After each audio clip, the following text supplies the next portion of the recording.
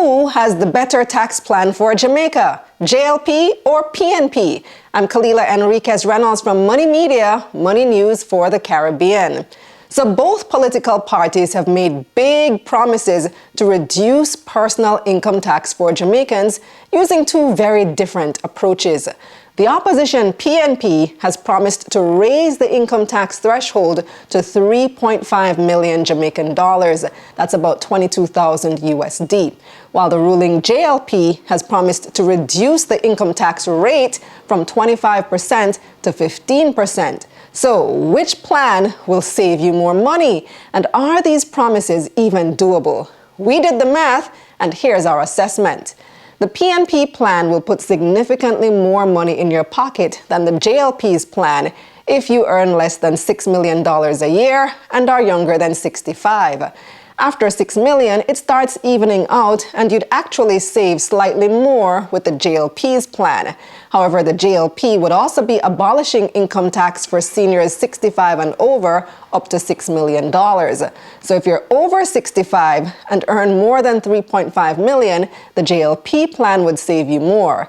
If you're over 65 and earn less than 3.5, your savings would be the same with either party. Under the PNP's plan, anyone earning less than $3.5 million a year would pay no income tax at all. Under the JLP, tax-free income is currently $1.8 million. This will be raised to $2 million by 2027, so the PNP is looking to almost double the current threshold.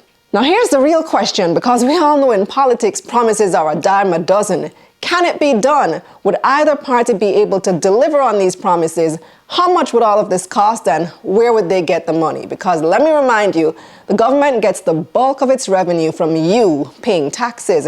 If they're going to reduce taxes so significantly, where will they get the money to run the country? So let's look at the numbers. And let me preface this by saying there are a lot of numbers out there. Depending on who you ask, the estimates vary wildly. So I'm just going to stick to what the parties themselves have said it will cost.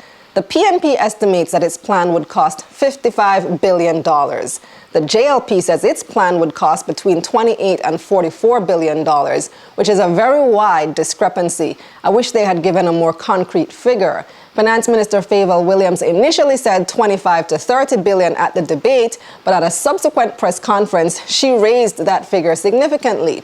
But either way, by using the party's own estimates, the PNP plan would cost more, which tracks because, as we already explained, you would be getting more money back in your pocket with the PNP plan, so obviously it would cost more. Now, how are they going to pay for it? The PNP said it would be funded by growing the economy and without any new taxes elsewhere to compensate.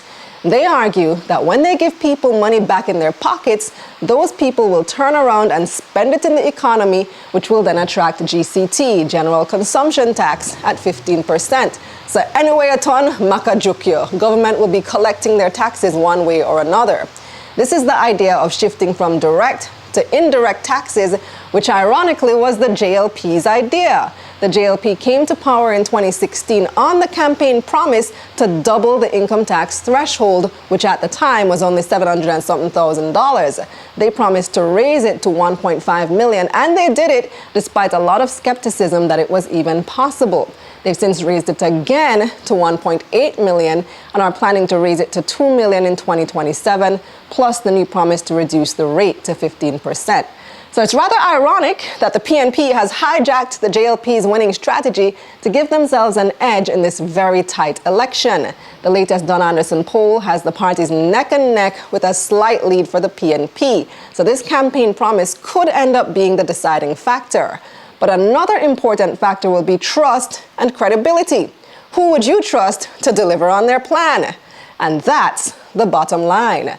So what do you think? Who has the better tax plan? And more importantly, who do you trust to deliver it? Let me know in the comments. Go to getmoneynews.com for money news like this straight to your inbox. The link is in my bio or in the description. Let's get this money. Let's get this money.